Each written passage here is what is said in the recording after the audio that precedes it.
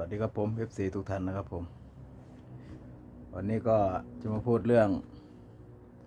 สายบุญเหมือนเดิมครับผมสายบุญสายไม่บุญนะล่าสุดนี่ก็คือเห็นลุงคนนั้นกับพี่คนนั้นนะออกมาโต้สายบุญเนาะเบาเตียงทองเนาะก็บอกว่า มีหลักฐานมาใหม่แล้วว่างั้นเนาะผมก็จะดูไปมีหลักฐานมาใหม่แล้วว่าจะเป็นเหมือนลุงกับพี่คนนั้นก็พูดไหมเนาะพี่กระพงลุงกับลุงแมงป่องพยองเดชนะว่าจะเป็นยังไงผมก็จะรอติดตามดูคลิปนี้ผมก็จะไม่พูดอะไรมากมายครับผม เราก็แค่ดูเนาะเราเป็น FC ดูว่าใครจะผิดใครจะถูกจริงหรือเปล่าใครจะเป็นธรรมะอาธรรมใครจะเป็นธรรมะใครจะเป็นอาธรรมใครจะเป็นคนบาปใครจะเป็นคนบุญเนาะก็ว่าไปก็ว่ากันไปพี่น้องนะล่าสุดก็เห็นลุงออกมาพูดว่าจะเอากำลังเก็บกรรมหลักฐานว่างั้นเนาะเก็บกรรมหลักฐานผมไปดูแกอยู่ดูแกจนจบอะแกพูดแล้วก็พี่กระพง10 นาทีผมคุยดูจบแก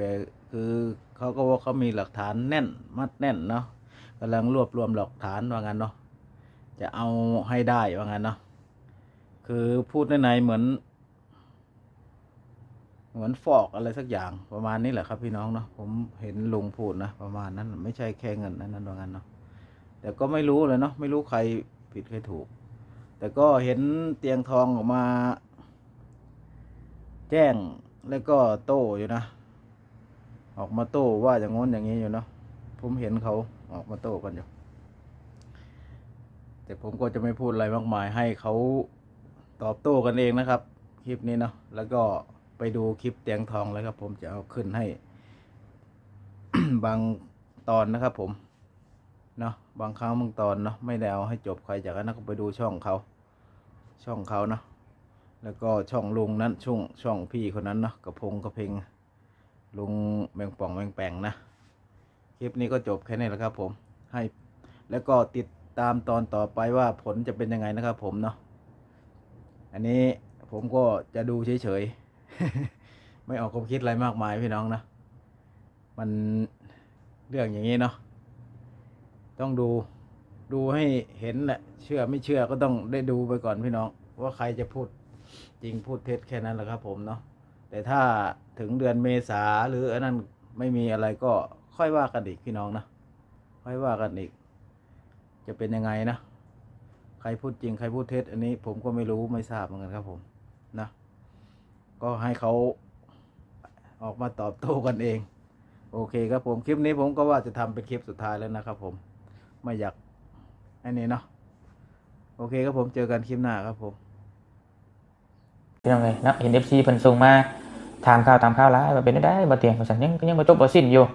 เรื่องอีตาปลุงกะเพราเพิ่นน่ะว่าออกใบจับนะสิมาตำรวจสิมาจงมาจับว่าซั่นบ่เตียงก็บ่ฮู้ดอกพี่น้องเห็นนี่ก็ได้เนาะใบออกมาแจ้งจับแล้วนู่นนี่บ่เตียงว่าก็ยังบ่ฮู้นะพี่น้องเอ้ยเนาะเพราะว่าบ่เตียงยังบ่ฮู้ว่าจับเรื่องหยังแล้วมันออกมาแบบใดหรือว่า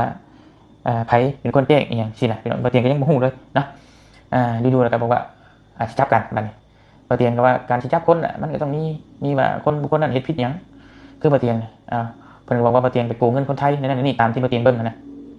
พี่น้องเอ้ยบ่เตียงไปโกงเงินคนไทยบ่เตียงไปโกงเงินไผเพิ่นชื่อหยัง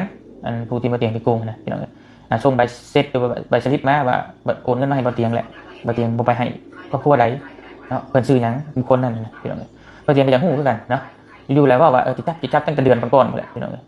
แบบว่าโกงมาหลอกลวงมาต้มตุ๋นเงินคนไทยบ่เตียงงงว่าบ่เตียงไปต้มตุ๋นเงินไผเด้พี่น้องเนาะแบบคือเพิ่นเว้าน่ะสิจับหรือบ่จับอันสิอีหยังกับบ่เตียงบ่ได้ว่าเรื่องนั้นพี่น้องเนาะเว้าดีๆได้บ่หยังประมาณซี่นะพี่น้องบ่เตียงแบบว่าบางทีเว้าไอ้เว้ามึงเว้ากูเว้าแบบคำหยาบนะบ่เตียงก็เว้าแบบอีตาพะลุงกับพ่อใหญ่กับเฒ่านี่แบบ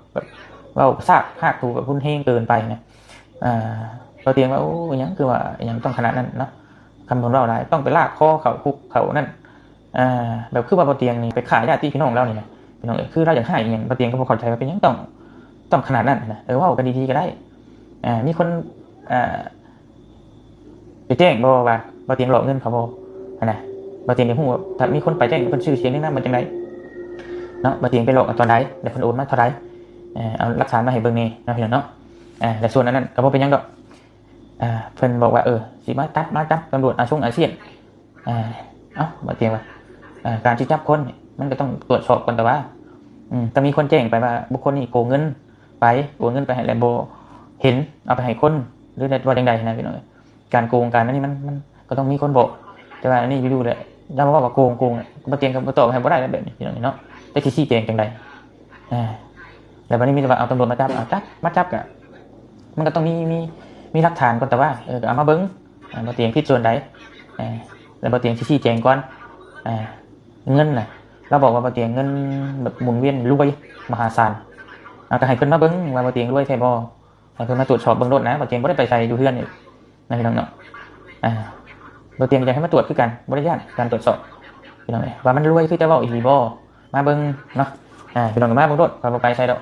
แต่ก็จะฮู้เองแหละว่าข้อเท็จจริงมันเป็นแบบใดมันคือหยังนะมีแต่ว่ารวยโกงคนเป็นรวยถ้าบ่เตียงก็โกงบ่ได้พี่น้องแล้วก็เว้าหยังลากคอเข้าคุกเข้าตารางถ้าบ่เตียงผิดก็เข้าพี่น้องอยู่ใช้ก็ตายคือกันถ้าสมมุติว่าบ่เตียงผิดดีๆนะแต่บ่เตียงยังบ่ฮู้ว่าบ่เตียงไปโกงเงินไผตอนนี้เข้าคุกหรือนอกคุกก็ตายคือเก่าแหละบ่เตียงก็มันสุดเป็นความตายแหละคือบ่เตียงเคยบอกมาแหละว่าร่างกายนี่เนาะมันเกิดขึ้นตั้งอยู่ได้รับไปเป็นธรรมดาพระพุทธเจ้าเพิ่นบอกไว้แล้วบ่เตียงสละแล้วเนาะบ่เตียงก็บ่ได้คาดหวังอีหยังแหละบ่ที่หาเงินมาได้ก็มีแต่ไปซอยคนแล้วก็เลี้ยงครอบเลี้ยงครัวเท่านั้น แต่เพิ่นว่าเขาบ่เตียงรวยอย่างไรพี่น้องคำว่าคนรวยเขาใช้ชีวิตแบบอู้ฟู่บ่1มาเขาขี่รถพาสปอร์ตเขาขี่รถ BM ขี่รถเบนซ์ขี่รถ Ferrari ซุปเปอร์คาร์สิคนรวยเนี่ยเขาต้องนอนคฤหาสน์โดยมาบ้าน2ชั้นใหญ่ๆสูงๆงามแบบเพื่อนบ้านอันซาวไปซั่นนั้นน่ะผู้คนไผใหม่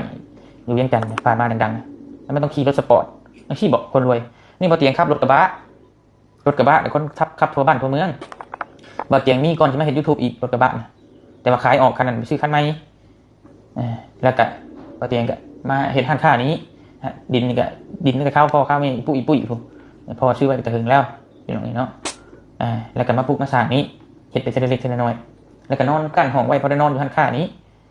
คนรวยเขานอนอยู่ร้านค้าบ่พี่น้องเอ้ยบ่เตียงจะถามคนที่เว้านะคนรวยน่ะเขานอนอยู่ร้านค้าบ่เขานอนคฤหาสน์พุ่นน่ะว่าคนรวยเขาขับรถกระบะบ่แต่เขาคือขับรถดูรถสปอร์ตFerrari Lamborghini หรือว่ารถเบนซ์ BMW Lexus เพิ่นจะว่าเนาะพี่น้องเนาะบ่เตียงก็งงคือกันว่าเพิ่นเอาคำว่ามาจากไสพี่น้องเนาะ